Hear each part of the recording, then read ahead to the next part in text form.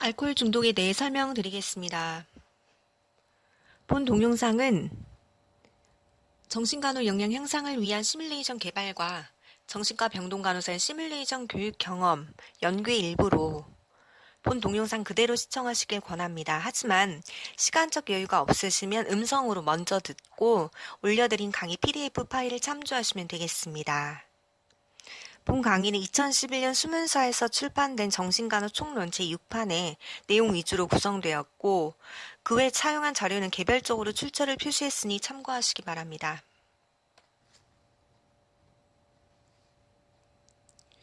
목차는 다음과 같습니다.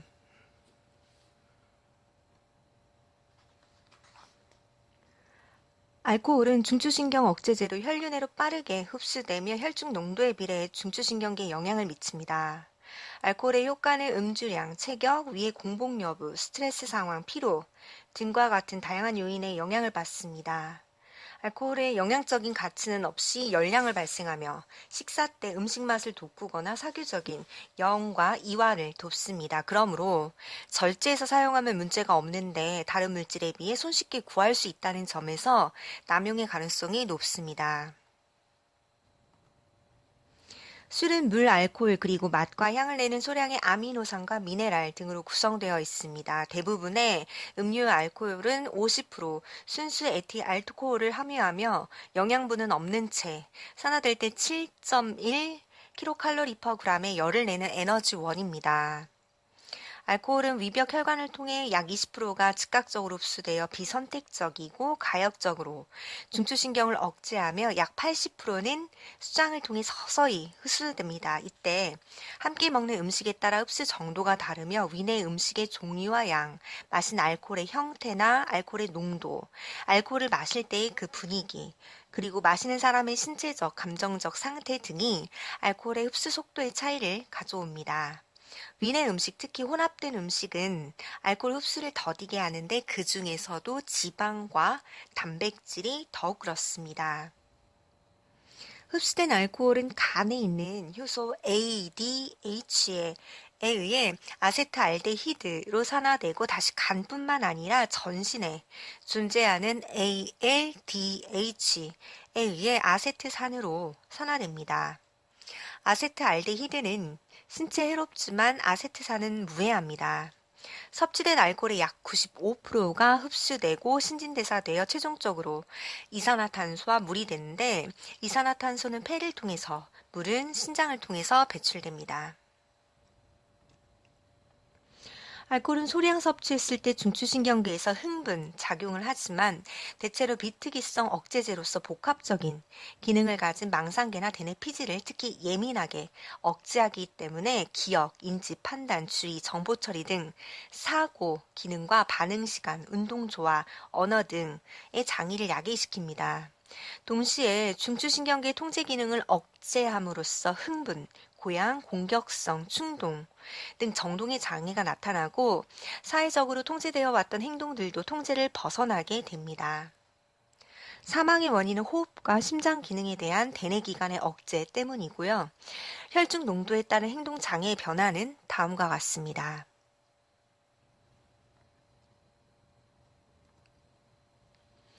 알코올이 중추신경계에 미치는 영향의 하나로 흔히 필름이 끊겼다고 말하는 일시적 기억 상실이 있습니다. 이는 취한 상태에서 일어난 일에 대해 단기간에 진행성 기억 장애가 오는 것인데 다른 정신 기능은 유지되기 때문에 겉으로는 지장이 없어 보입니다.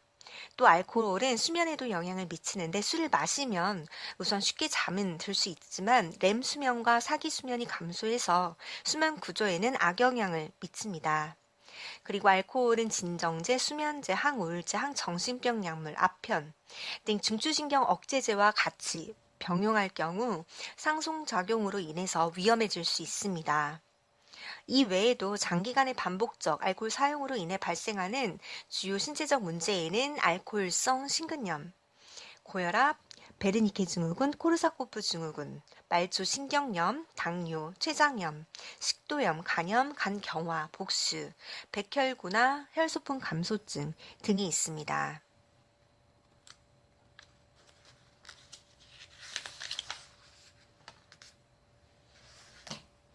알코올 중독은 신경학적, 심리적 증상과 부적응적 행동이 나타나는데 초기에는 주정 및 흥분 상태를 보이고 혈중 농도가 100에서 200mg/dL 이상이면 급성 알코올 중독 상태입니다.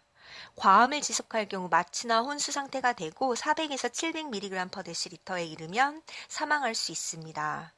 증상으로는 언쟁과 시비, 판단 결여, 직업적 기능 장애, 의무 불이행 등 부적응적 행위를 보이고 기분의 변화와 흥분, 안절부절, 자제력 상실 등 행동 장애를 보입니다. 신체적 증상으로는 발음이 불분명하고 보행장애, 안구 진탕증, 얼굴 홍조 등이 나타나며 저체온과 호흡 감소를 동반하는 혼수, 섬액, 동공 축소 및 이완, 청색증, 반사작용의 감소, 소변 정체나 실금 등이 나타납니다. 다음은 DSM-5에서 정하는 알코올 중독 기준입니다. 오랜 기간의 과음으로 인해 치매 증상이 나타나는데 술을 중단한 후 증상이 적어도 3주 이상 지속되고 다른 원인에 의한 치매를 제외했을 경우 알코올성 치매라고 합니다. 알코올 자체는 독소 효과보다는 2차적인 비타민, 결핍이 그 원인인데 초기에는 충동적이고 비도덕적인 행위가 심하고 말기에는 사고의 빈곤, 주의력, 분별력 저하 그리고 판단력, 기억력, 지능 저하 등 치매 증상이 심해집니다. 베르니케 증후군은 장기간의 알코올 중독에 의한 심각한 비타민의 부족, 특히 비타민 B1, 티아민, 결핍 때문이며 시신경 마비와 의식의 혼탁, 운동 실조, 졸림, 기억력 장애가 주된 증상입니다. 발병 시기가 분명치는 않고 선망으로 시작되면서 점차 악화돼서 혼수 상태로 빠지는 것이 특징입니다. 코르사코프 증후군은 진전성망과 베르니케 증후군의 잔재로 오는 만성장애로 비타민 B1 티아민과 비타민 B3 니아신 부족으로 인해서 대뇌와 말초신경의 퇴행성 변화로 봅니다. 증상으로 혼돈과 최근 기억의 상실, 작화증이 특징인데 작화증은 심한 단기 기억 상실을 메우기 위한 무의식적 과정이고 불안에 대한 방어입니다. 또한 병식의 결여나 판단 장애로 인한 고통, 전반적인 지적 황폐, 말초신경 장애로 인한 감각과 운동 장애 등을 나타냅니다.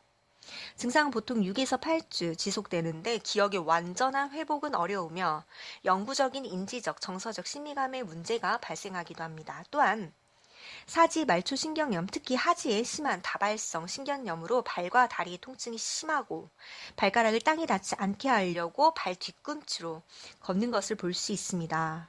일주일 이상 적절한 비타민 공급과 충분한 영양 섭취로 급성 증상은 수주일 지나면 없어지지만 팔다리 마비를 예방하기 위해 마사지와 수동 능동적 운동이 필요합니다. 보통 수계혈관 증상이 지속되고 심한 경우는 영구적이 되기도 합니다. 사람마다 시작하는 술의 양이 다르고 독성을 나타내는 양에도 차이가 있습니다. 음주 경험자는 스트레스 직면할 때마다 술 생각도 하고 술 마시는 느낌을 좋아하고 틈만 나면 술을 마시려고 합니다. 점차 음주가 잦아지고 양도 많아지고 음주가 그 사람의 삶에 있어서 문제의 원인이 되기 시작합니다.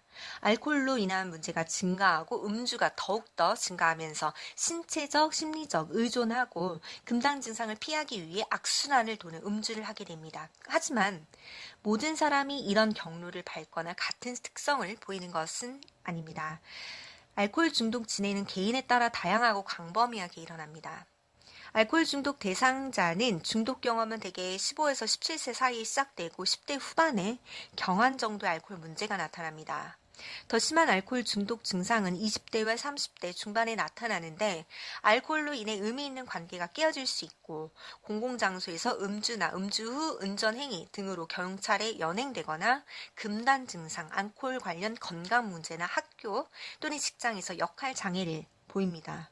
2단계 일시적 기억 상실을 경험할 수 있는데 다른 기능은 유지되지만 알코올에 취한 시점과 그 이후의 행동에 대해 기억이 나지 않는 단기 진행성 기억 장애가 옵니다. 계속 음주를 하게 되면 알코올의 내성이 생겨서 이전과 같은 효과를 얻기 위해 더 많은 양의 알코올을 필요로 합니다. 또한 과도한 음주 후에는 매우 소량의 알코올에도 중독이 되어버리는 내성이 깨어진 상태가 오기도 합니다. 알코올 중독 마지막 단계에는 모든 기능에 치명적인 손상을 입으며 가끔 알코올을 통제하거나 절주해보고 맥주로 바꾸거나 음주 횟수를 좀 줄이는 등 규칙을 만들기도 합니다. 하지만 이 시기에 이르면 결국 알코올 양을 늘리거나 더 많은 문제를 유발시키고 위기 단계에 접어든 일련의 과정이 반복됩니다.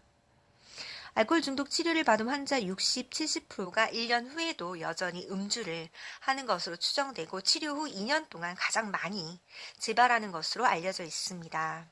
알코올 문제를 가진 사람들이 치료 프로그램에 도움 없이 금주를 하거나 음주 문제가 개선되는 경우를 자연적인 회복이라고 부르는데 음주자의 약 15%가 알코올 중독에서 회복됩니다. 다음은 알코올 중독과 회복의 진행 과정을 나타내며 행동의 정도에 따라 전구 단계, 진행성 단계, 중대한 위기 단계, 그리고 만성적 단계로 범주하였습니다.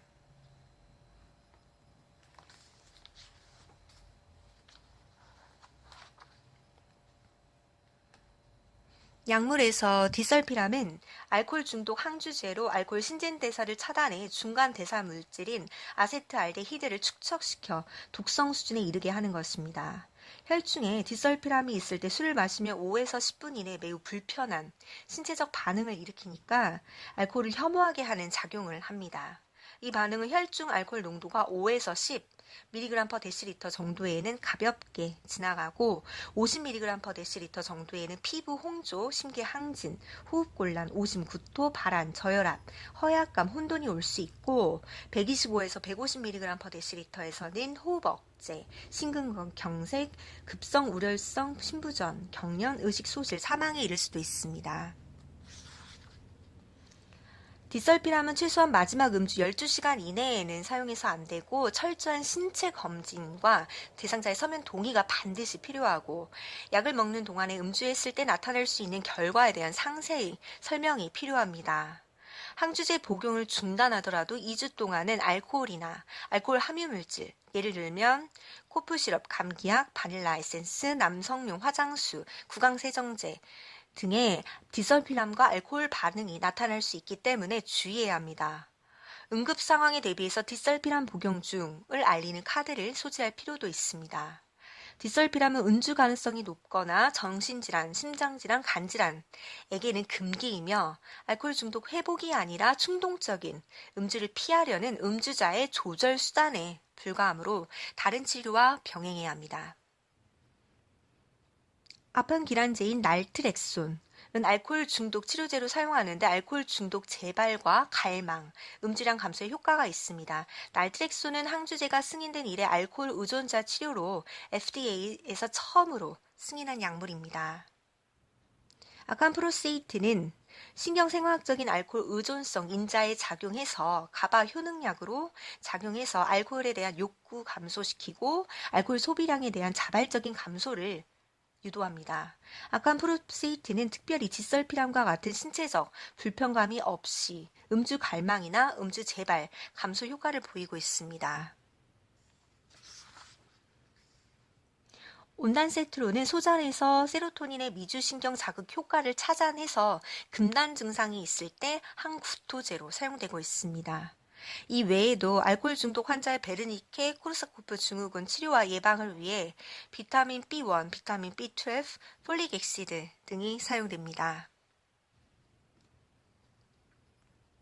알코올 중독 대상자의 심리적 치료는 치료적 관계 수립과 자아의 강화, 현실에 초점을 맞추어야 됩니다. 치료자는 따뜻하고 친절하고 무비판적이면서도 확실한 한계를 설정해야 합니다. 성실하게 공감하고 환자를 수용하는 치료자의 대인관계 능력에 따라서 치료 결과가 달라진다고 볼 수 있습니다. 동기 강화 상담이란 중독자의 중독 행위를 변화시키기 위한 방법으로 동기 부족이나 약화를 대상자의 결점으로 보지 않고 대상자가 가지고 있는 느낌, 관점, 가치관 이런 것들을 이용해 내재된 변화의 동기를 강화시키는 그런 전략입니다. 즉, 중독자의 과거 행동 중에 긍정적인 면을 찾아내서 격려하면서 올바른 행동으로 동기 유발을 자극합니다. 치료자는 환자를 존중하고 촉진자적인 관계를 개발하도록 해야 합니다. 다음은 동기 강화 상담에서 사용할 수 있는 5가지 기본 원리입니다.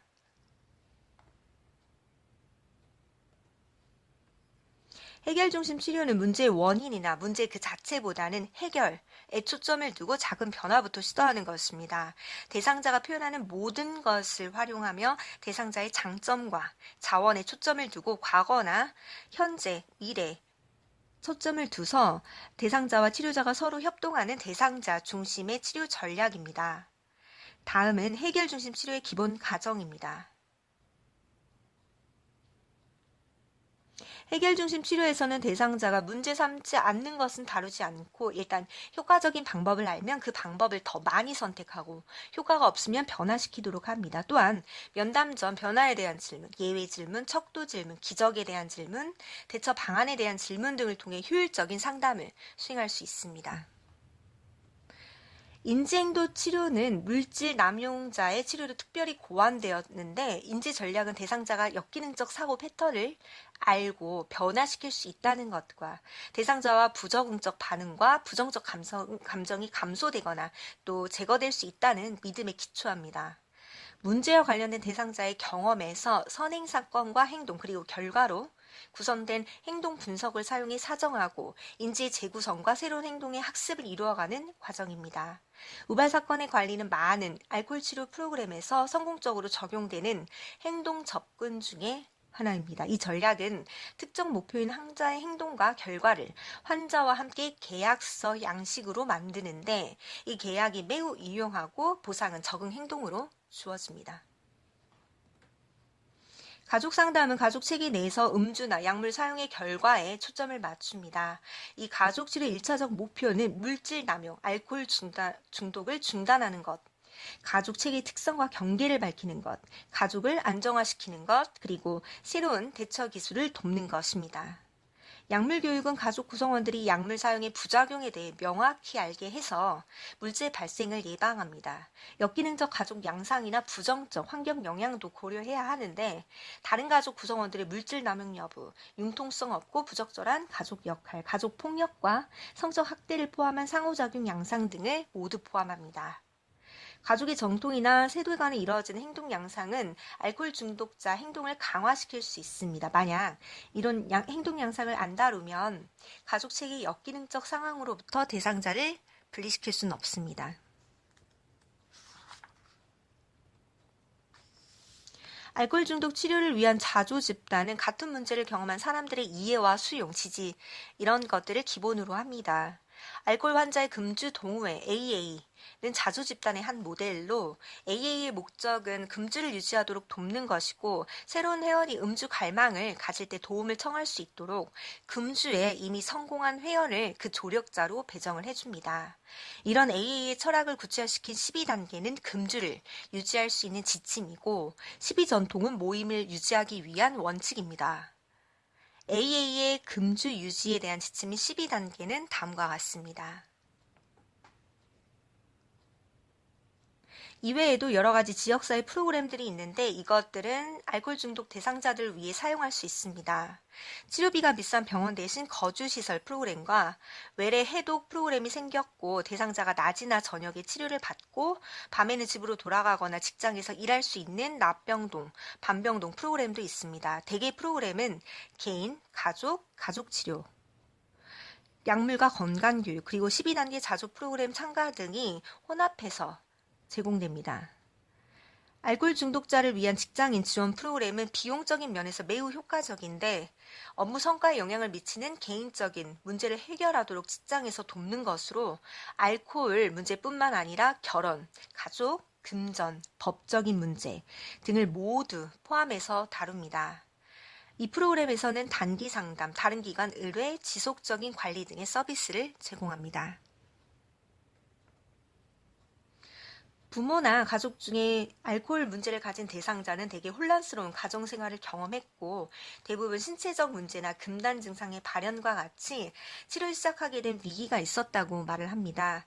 직장에서 해고당할 뻔했다거나 배우자가 이혼을 요구를 했다는 등 사건이 치료를 받으러 결정하게 되는 이유가 되지만 드물게 외부 영향 없이 그냥 본인 스스로 자발적으로 치료를 결정하기도 합니다. 이들은 대부분 전반적인 외모나 행동은 언어나 정상적으로 보이지만 힘든 해독 과정을 막 끝냈다면 피로와 불안을 보일 수 있습니다. 알코올 중독으로 인해 대상자는 허약한 환자의 모습이고 치료에 대한 우려와 적개심 혹은 압박감을 표현하는데 대상자에게는 이것이 정신활성 물질, 알코올 도움 없이 어떤 어려움에 대처하는 첫 경험일 수도 있습니다. 기분과 정서의 폭은 매우 넓은데 자기 행동에 대한 죄책감과 후회를 표현하기도 하고 분노하거나 빈정거리면서 침묵하거나 간호사와 대화를 꺼릴 수도 있습니다. 정서 불안정이 가장 흔한데 특히 알코올에 대해 여전히 부정하는 상태라면 환경에 상관없이 그냥 기분 좋게 보일 수도 있습니다. 간호사정을 하는 동안 대상자는 자기 행동을 합리화하고 타인을 비난하거나 원망하면서 알코올 사용을 최소화하기 쉽습니다. 술 없이 살 수 있다고 믿거나 술에 대한 욕망이 없다고 심지어 표현하기도 합니다. 대상자는 문제의 핵심인 술이 아니라 재정적, 법적, 고용 문제 등이라고 하거나 마음만 먹으면 술을 그만 마실 수 있다고 믿으면서 자기 문제를 계속 부정하거나 최소화하려 할 것입니다. 대상자가 계속 금단 증상을 겪고 있지 않은 상태면 대부분 의식과 진압력은 온전합니다. 그리고 장기간 남용으로 인해 신경학적 결함을 가진 상태가 아니면 지적 능력도 정상입니다. 대상자는 약물의 영향을 받는 동안 판단력이 저하되고 병식도 제한됩니다.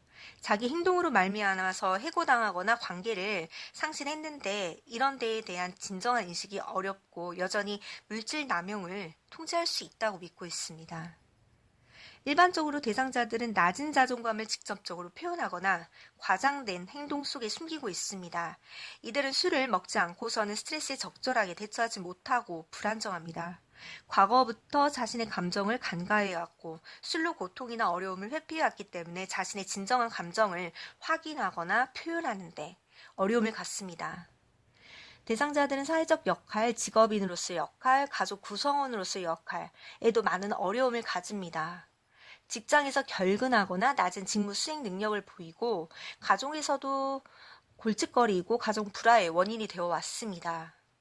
가족관계에서도 팽팽한 긴장감이 있는데 대상자는 자기를 치료기관에 보냈거나 혹은 관계를 끊겠다고 위협한 가족에게 매우 화를 낼 수도 있습니다. 많은 대상자들이 식사보다 약물을 우선 취하기 때문에 매우 불량한 영양 상태와 해독으로 인한 수면 장애를 갖고 있습니다. 그리고 알코올 사용으로 인해 간 손상과 신경학적 손상을 가질 수 있습니다. 알코올 중독자들은 일반적으로 비정상적인 분노를 표현하고 우쭐하는 감정을 보이고 행동 결과에 대해 부정하거나 합리화하는 행동을 보입니다. 또한 자기 욕구를 충족시키기 위해 타인을 기만하고 즉각적으로 만족하고 불안으로부터 회피하기 위해 술을 충동적으로 또 마십니다. 알코올 중독 대상자를 선별하고 신체적, 정서적 요구를 사정하기 위해 다양한 도구들을 사용하고 있습니다. 다음은 알코올 대상자를 설정하는 1차 수준의 검사입니다. 케이지는 미국 정신의학회에서 개발한 알코올 남용을 선별하는 간단하고 신뢰성 높은 도구입니다. 케이지는 다음 4가지 질문의 머리 글자를 의미합니다. 첫 번째, 금주해야 된다고 느낀 적이 있는가? 커팅 다운. 두 번째, 술로 인해 비난받는 것이 괴로운가? annoyed. 세 번째, 음주가 나쁘다고 여기거나 음주 행위에 대해 죄책감을 느낀 적이 있는가? guilty.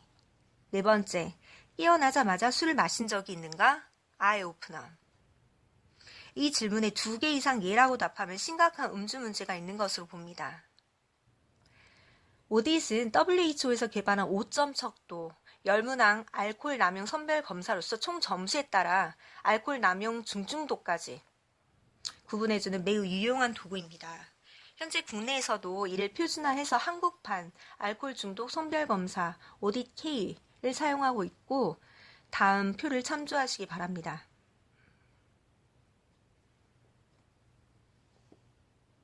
공동의존은 알코올이나 약물 의존자와 함께 생활한 가족이 자신을 돌보지 못하고 대상자에 대해 지나치게 관여함으로써 생기는 역기능적인 행동과 건강하지 못한 의존 상태를 말합니다. 예를 들어서 알코올 중독자가 알코올 중독된 것과 같이 그 배우자에게서도 알코올 중독자에게 중독되었다는 의미입니다. 이런 점에서 알코올 중독자의 배우자에게 초점이 모아졌고 알코올 중독자 그 사람뿐만 아니라 가족 구성 모두가 고통받고 도움이 필요하다는 사실이 명백해지면서 이런 개념이 정의되었습니다. 공동의존을 나타내는 사람들의 행동 특성은 다음과 같습니다.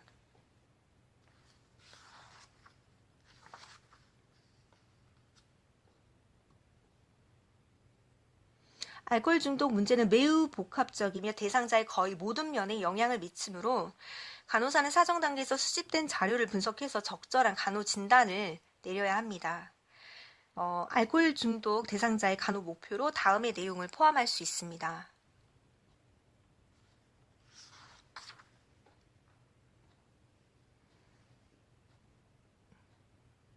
알코올 중독자의 중재로 다음과 같은 이론적 근거와 다음과 같은 간호 중재를 계획하고 수행할 수 있습니다. 이 외에도 알코올 중독 대상자와 가족을 위한 건강 교육도 중요한 간호 중재로 일단 금당 증상을 해결하고 대상자가 안정적으로 정보를 처리할 수 있을 때 교육을 시작하고 내용은 알코올이나 물질이 건강에 미치는 영향, 질병을 어떻게 관리할 것인가, 각종 지지 체계에 대한 정보를 포함합니다. 다음은 이제 알코올 중독 장애 대상자와 가족을 위한 건강 교육의 내용입니다.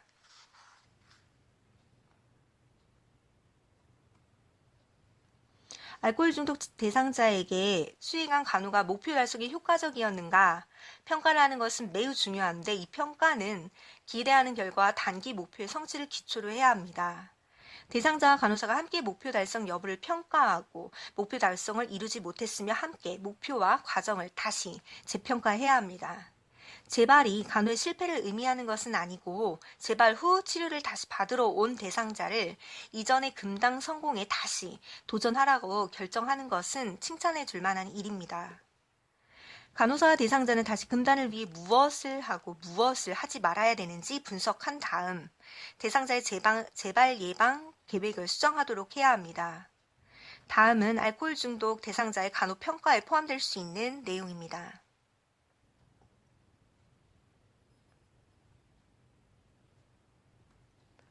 수고하셨습니다. 두 번째 설문지 작성 부탁드립니다.